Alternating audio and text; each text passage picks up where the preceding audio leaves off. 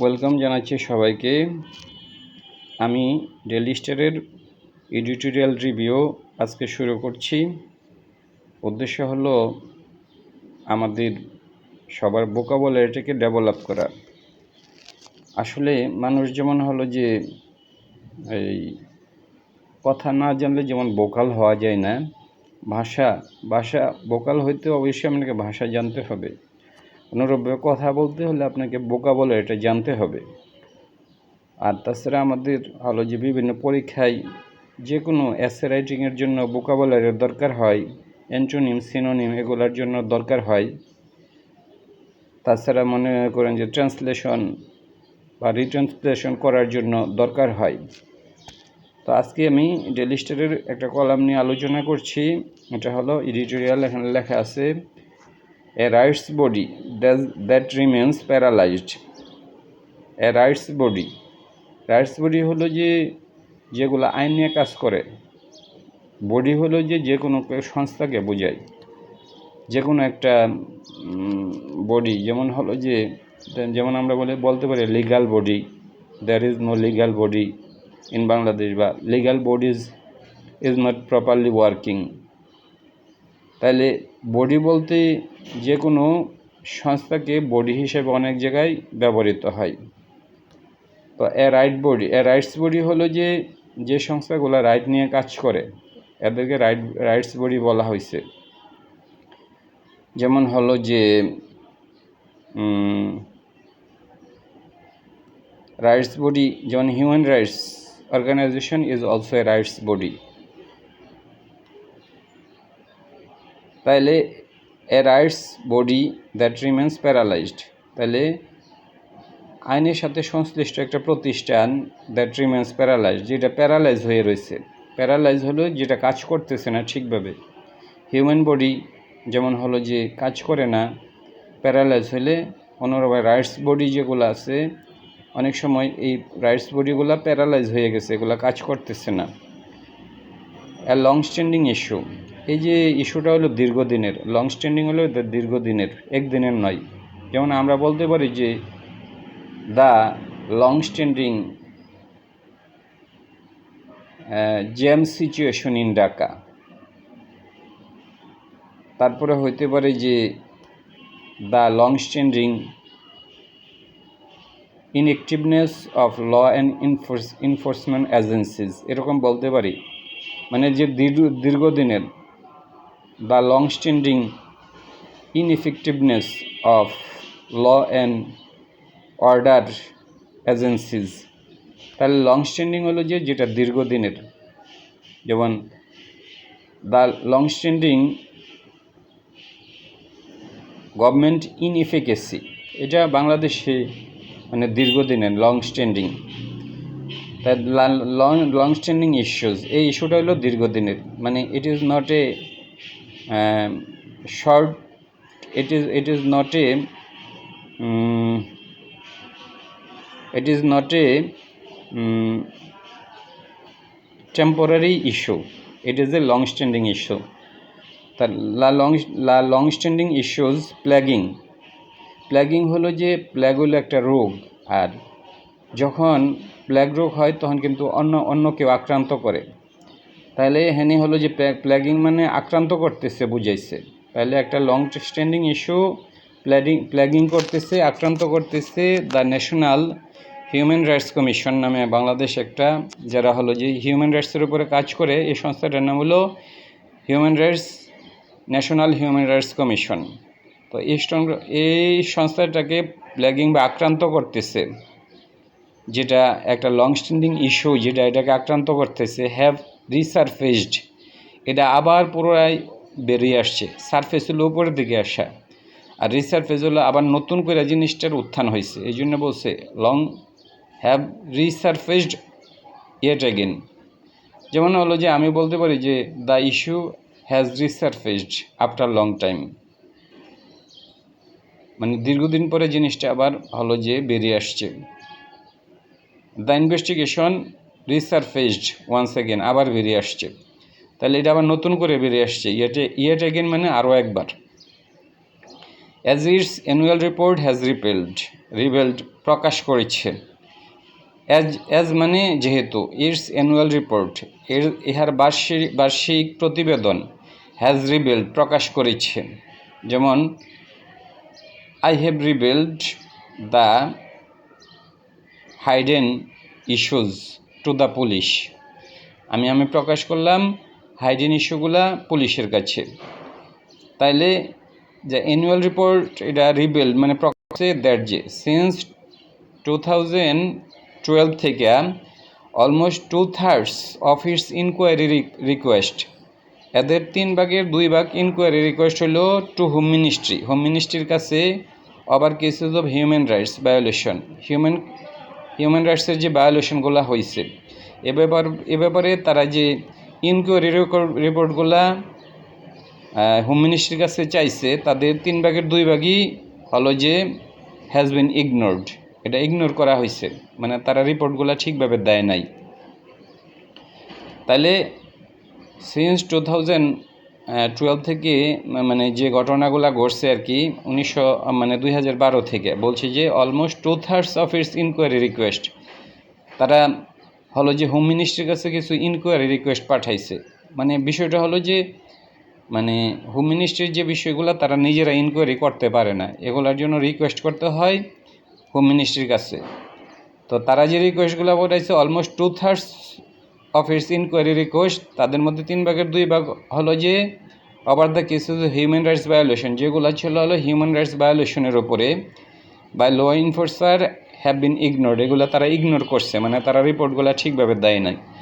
Out of 120 request for reports, এর মধ্যে 122টা রিপোর্টের মধ্যে অনলি 44 হ্যাভ বিন এডুকুয়েটলি রেসপন্ডেড, পর্যাপ্তভাবে তারা এটার রেসপন্ড করছে। রেসপন্ডেড টু মানে রেসপন্ড করা, মানে সাড়া দেওয়া।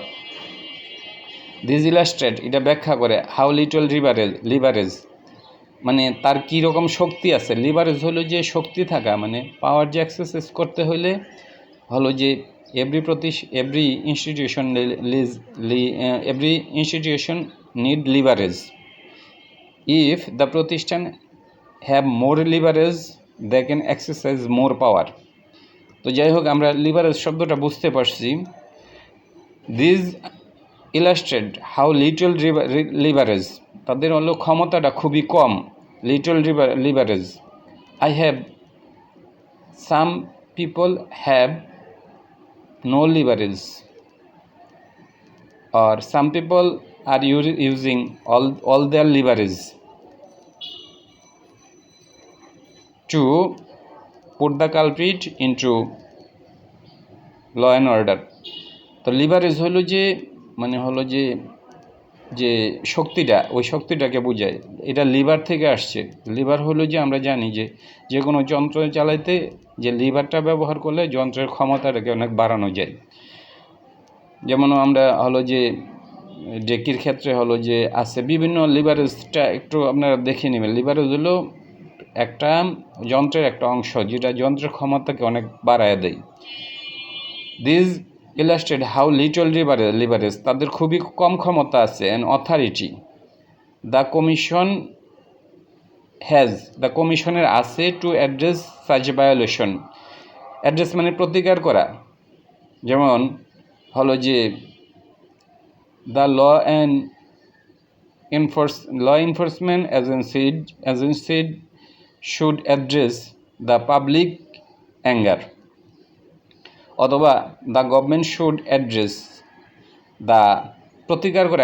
অ্যাড্রেস মানে প্রতিকার করা। তাহলে the government need to address the causes of price hike, এই যে মূল্য বৃদ্ধি ঘটছে এটার যে কারণগুলো এগুলো প্রতিকার করা উচিত। অ্যাড্রেস মানে প্রতিকার করা।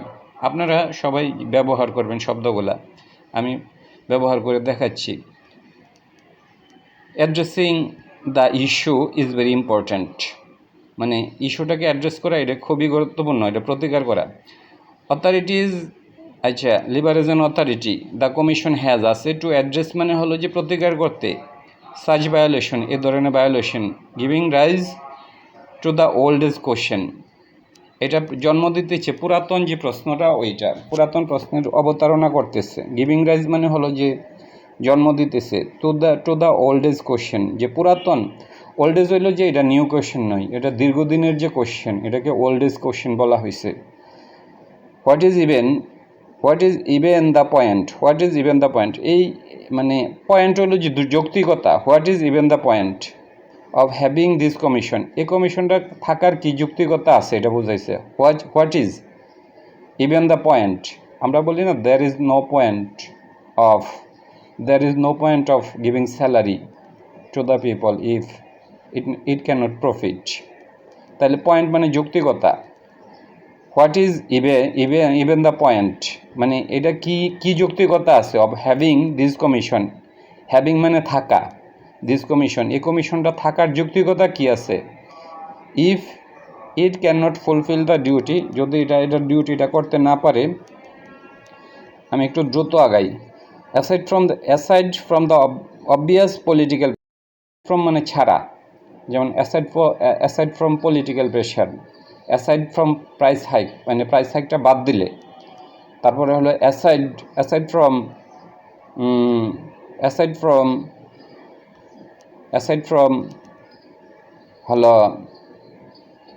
ফ্রম পাওয়ার এক্সারসাইজ,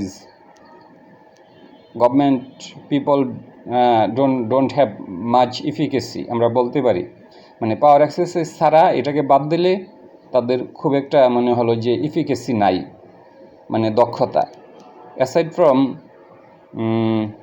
ফ্রম মানে বাদ দেওয়া, একটা অংশকে বাদ দেওয়া। Aside from the obvious political pressure, মানে যদি আমি অবভিয়াস মানে সুস্পষ্ট পলিটিক্যাল প্রেশারটাকে যদি বাদ দেই, দ্যাট সাপ্রেসেস দ্য কমিশন, যেটা কমিশনকে সাপ্রেস করে মানে দমাই রাখে।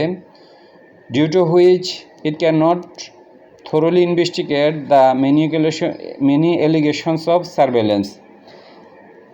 এই যে পলিটিক্যাল প্রেশারটাকে যদি বাদ দেই, এটার জন্য যার জন্য ইট ক্যান নট থরোলি ইনভেস্টিগেট, এটা ইনভেস্টিগেট করতে পারে না। The many allegation of surveillance হলো কারো পিছনে লাগিয়ে থাকা, বিশেষ করে হলো যে চোর ডাকাত বা এ ধরনের যারা ক্রিমিনাল, তাদের পিছিয়ে মানে তাদেরকে যে সার্ভেলেন্স করার অর্থ হলো তাদের পিছনে লাগিয়ে থাকা, এরা কি করতেছে, কই যাইতেছে, এই বিষয়গুলোকে সার্ভেলেন্স বলা হয়।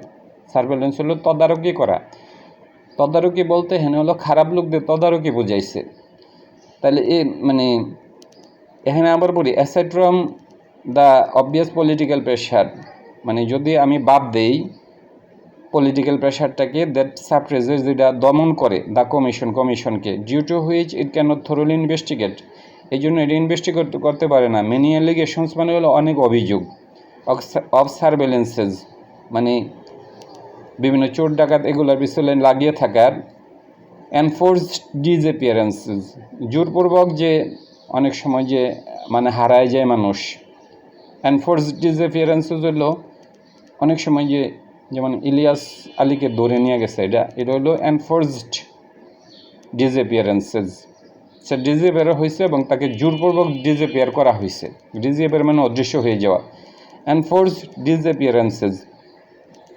তাইলে তারা হলো যে মূলত এই সংস্থাটা তৈরি করা হয়েছে যে সার্ভেলেন্সের জন্য, এবং হলো এনফোর্সড ডিসঅ্যাপিয়ারেন্স যারা হয় তাদের জন্য এক্সট্রা জুডিশিয়াল কিলিং, যেটা হলো যে এক্সট্রা জুডিশিয়াল কিলিং, যেগুলো হলো যে অনৈতিক যে কিলিংগুলো হয় এগুলার জন্য এক্সট্রা জুডিশিয়াল, যেমন আমরা বলি না এক্সট্রা ম্যারিটাল সেক্স, মানে যেটা হলো যে অবৈধ সেক্স, যেটা এক্সট্রা জুডিশিয়াল কিলিং হলো যে যেমন অনেক সময় আইন শৃঙ্খলা বাহিনী হলো যে লোকদেরকে মাইরা ফেলে, এগুলো হলো এক্সট্রা জুডিশিয়াল কিলিং। এটা হলো আইনের বাইরে এই কাজগুলো, এই জন্য এগুলোকে বলে extra judicial killings.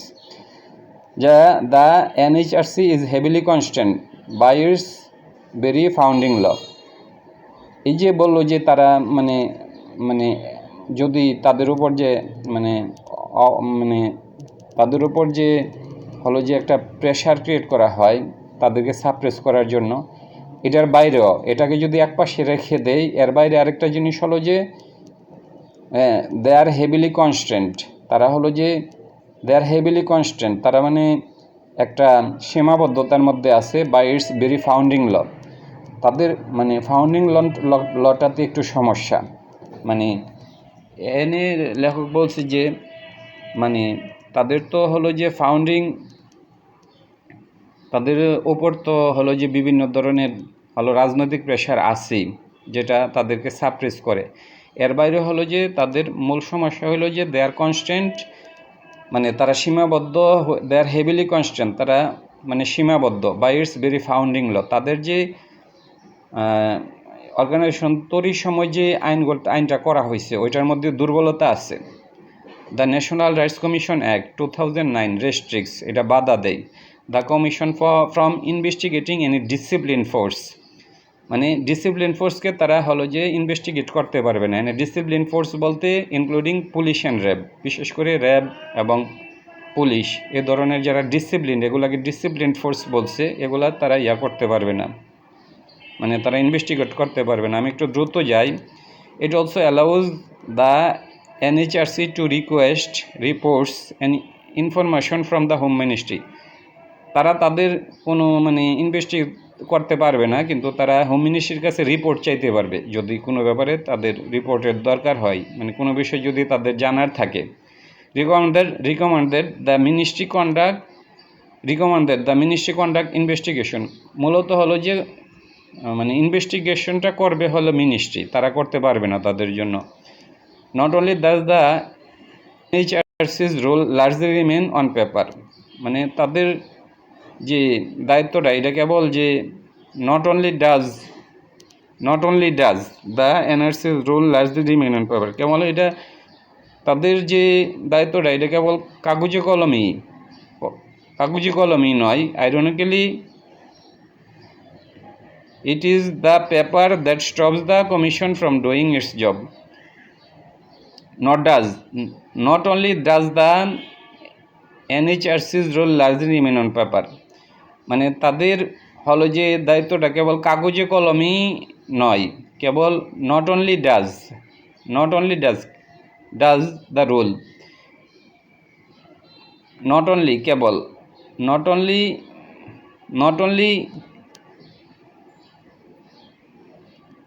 not only does the NHRC's role largely remain on paper, মানে এনএইচআরসির যে রোলটা এটা কেবল যে কাগজে কলমই মানে এটা আছে। আইরনিক্যালি পাশাপাশি it is the paper that stops the commission from doing it's duty, এবং কাগজে তাদের হলো যে কার্যক্রমে বাধা সৃষ্টি করে, মানে তাদের হলো যে কাগজের মধ্যে মানে তাদের সংবিধানই হলো তাদের সমস্যা। Due to this legal shortcoming among other reason, এই যে আইনগত যে একটা শর্টকামিং রয়েছে এবং আদার রিজন, আরও বিভিন্ন কারণ আছে। তো এখানে বলছে যে due to this legal shortcoming, মানে এই যে তাদের যে আইনগত যে শর্টকামিংটা আছে এবং আদার রিজনস, এর বাইরেও অন্যান্য আরও জিনিস আছে।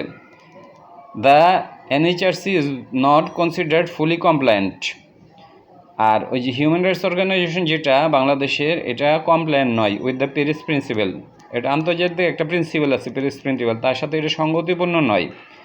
The international benchmark for national human rights institution, এটা একটা ইন্টারন্যাশনাল বেঞ্চমার্ক হলো যে তারা নির্ধারণ করে দিচ্ছে যে একটা হিউম্যান রাইটস বডি একটা দেশের কি সর্বনিম্ন যে জিনিসগুলো থাকতে হবে এগুলাকে বেঞ্চমার্ক বলে। যেমন আমরা ছোট থাকতে যে পানি বাড়া কমার জন্য একটা যোগ দিতাম, মানে হলো যে আমরা একটা পানি বরাবর একটা যোগ দিয়ে রাখতাম, তখন হলো যে পানি বাড়লে বোঝা যেত, কমলে বোঝা যেত, কারণ ওই যে পানি বরাবর আমরা দিয়ে রাখতাম একটা খুঁটি পানি সমান করে, এটা বেঞ্চমার্ক। কারণ কি, পানিটা বাড়লেও বোঝা যেত, পরের দিন পানি বাড়লেও বোঝা যেত, মানে কমলেও বোঝা যেত, এ ধরনের বেঞ্চমার্ক বলা হয়। বেঞ্চমার্ক হলো একটা সীমানা দেওয়া, হলো যে যেগুলা থাকতে হবে এর নিচে থাকতে পারবে না, এগুলাকে হলো বেঞ্চমার্ক। তাই international body national human right বডির জন্য কিছু বেঞ্চমার্ক দিয়ে দিচ্ছে যে এই বেঞ্চমার্কগুলো ফলো করতে হবে, এর নিচে গেলে হবে না।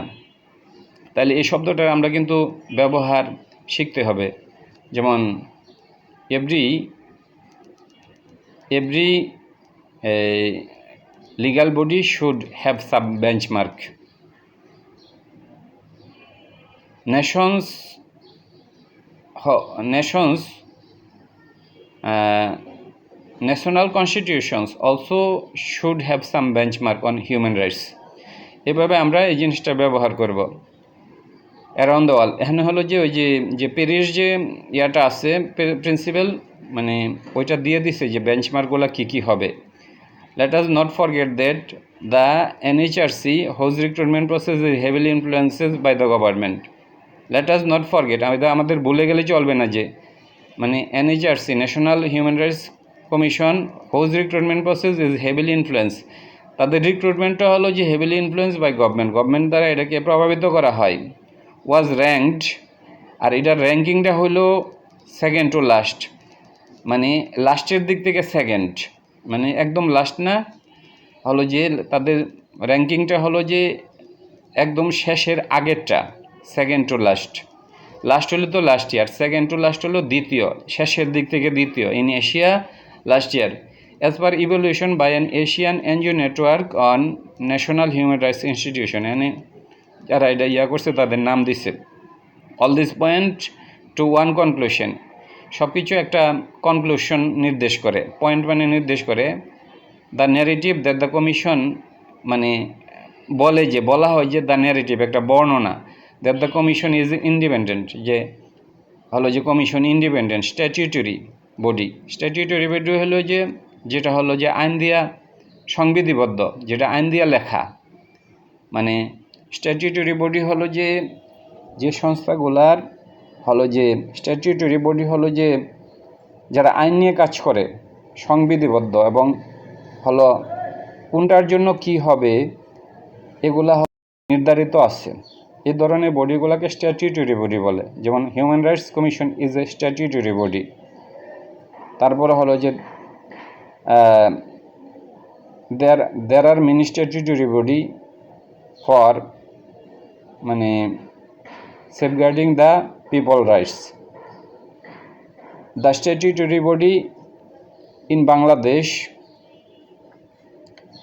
are not protecting the public rights. এরকম আমরা বলতে পারি স্ট্যাটিউটরি বডি হলো যে সমস্ত, মানে অনেক সংস্থা আছে, সব সংস্থা তো হলো যে আর হলো যে আইন দ্বারা চলে না, মানে হলো যে কোনটার জন্য কি হবে, কোনটার বিচার কি হবে, মানে এগুলো তো হলো যে সব সংস্থার কাজ নয়।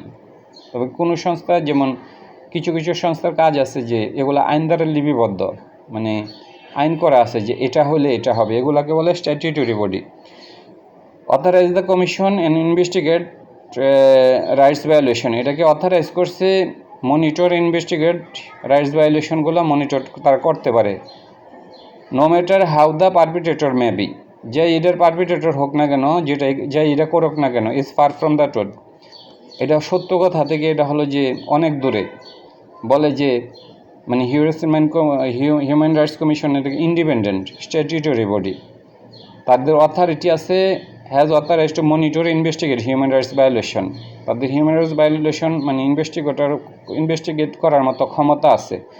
No matter who the perpetrator maybe, এটা যেই করুক না কেন, is far from the truth, এই কথাটা সত্য না, এটা সত্য থেকে অনেক দূরে, কারণ এটা কাগজে কলমই কথা, কিন্তু বাস্তবে এটা দূরে।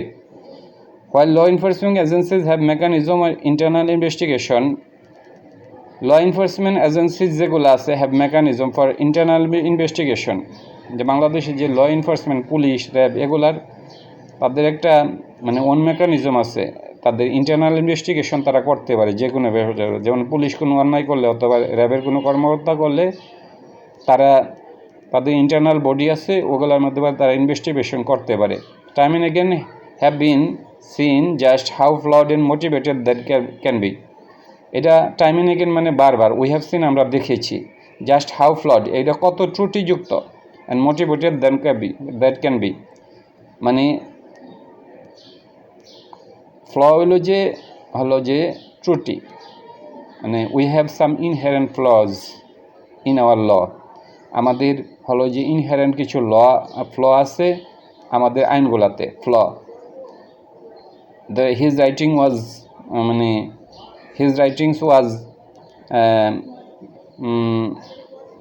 Writings was full of flaw. Full of flaw. Flaw মানে ত্রুটি, মানে দ্য রাইটিং ওয়াজ ফ্লড, মানে লেখাটা ত্রুটিযুক্ত ছিল, এরকম আমরা এর ব্যবহার করব। Motivated then can be. Officers rarely can convict, অফিসার্সগণ রেয়ারলি গেট কনভিক্টেড, তারা ফরেন অফেন্স, এই সমস্ত সংস্থার যারা অফিসার আছে রেয়ারলি গেট কনভিক্টেড, কনভিক্ট হইল যে কাউকে অভিযুক্ত করা, ফরেন অফেন্স তাদেরকে খুব সামান্য ক্ষেত্রে হলো তারা কনভিক্ট হয় তাদের অপরাধের জন্য। এখানে হলো যে কি হয় তাইলে উইথ ট্রান্সফার, মূলত ট্রান্সফার হয়, টেম্পোরারি সাসপেনশন হয়, often being the end of it, এটা সর্বশেষ হইল। এটা কি হইল, এটা চলে গেছিল। আচ্ছা, রাইট না এখন, রাইট না মানে এখন।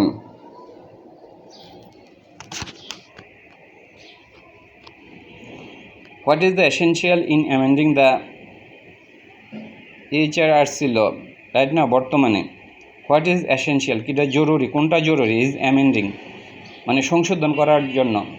যেমন we should amend our law, amend মানে সংশোধন করা। আমরা সবাই যেন শব্দগুলো ব্যবহার করি। What is essential is amending the HRC law so that the commission has the power to investigate officer itself. তাইলে হলো রাইট নাও এখন, হোয়াট ইজ এসেনশিয়াল জরুরি, is amending the NHRC law, এটা হলো যে মানে হিউম্যান রাইটস যে সংস্থা আছে এটা লটাকে অ্যামেন্ড করা। কেন করা? So that the commission has the পাওয়ার, যেন তার ক্ষমতা থাকে, টু ইনভেস্টিগেট অফিসার্স ইটসেলফ, যেন অফিসারদেরকে তারা ইনভেস্টিগেট করতে পারে। According to the NHRC chairman who is all for the amendment, তার দায়িত্ব হলো এটা অ্যামেন্ডমেন্ট করা। This will not harm anyone, তিনি বলতেছে যে এটা কাউকে ক্ষতিগ্রস্ত করবে না। ইন দ্য ফোর্সেস, ওই যে ল এনফোর্সমেন্ট এজেন্সিতে যারা আছে তাদের কোনো ক্ষতি করবে না, মানে পুলিশ টাইপের কোনো ক্ষতি করবে না, বা রাদার হেল্প আইডেন্টিফাই রং ডয়ার, মানে আইডেন্টিফাই কারা মানে কোনো রং থিং করছে কিনা ওইটা আইডেন্টিফাই করতে সহযোগিতা করবে। Currently the commission proposal to amend the NHRC act submitted to the government, যেটা গভর্নমেন্টে সাবমিট করা হয়েছে, হ্যাভ বিন স্টাক, এটা আটকা পড়ে আসছে। সেট চেয়ারম্যান বলছে স্টাক হলো যে আটকা পড়ে থাকা, যেমন দ্য উইন্ডো ইজ স্টাকড, উইন্ডোটা আটকা পড়ে আসছে। তাইলে এই they submitted the reported but it is stucked, এ আটকা পড়ে আসছে। This is set the chairman countless time, অনেক সময় গভর্নমেন্ট হাই আপস, গভর্নমেন্টের যে ঊর্ধ্বতন কর্মকর্তারা হ্যাভ মেড দ্য ক্লেম, তারা দাবি করছে that the state does not shelter any perpetrator, যারা অন্যায় করে রাষ্ট্র তাদেরকে কোনো ধরনের হলো শেল্টার দেয় না, এটা গভর্নমেন্টের যারা হাই আপস আছে তারা এটা বলে। Regardless of the status and position, তার পজিশন যাই হোক না কেন এবং স্ট্যাটাস যাই হোক না কেন, হলো যে গভর্নমেন্টের যে হাই আপ তারা বলে যে মানে তারা তাও কাউকে হলো যে শেল্টার দেয় না। কাউন্টলেস টাইমস, বারবার বলা হয়েছে, কাউন্টলেস মানে অসংখ্যবার। গভর্নমেন্ট হাই আপস হলো গভর্নমেন্টের যারা ঊর্ধ্বতন কর্তৃপক্ষ, হ্যাভ মেড দ্য ক্লেম, তারা দাবি করছে that the state does not shelter, রাষ্ট্র আশ্রয় দেয় না এনি পারপিট্রেটর, যে কোনো অন্যায়কারীকে। রিগার্ডলেস মানে সম্পর্কযুক্ত নয়, of the status with position. If this is indeed the case, যদি ঘটনা এটাই হয়ে থাকে, দ্য অ্যাডমিনিস্ট্রেশন has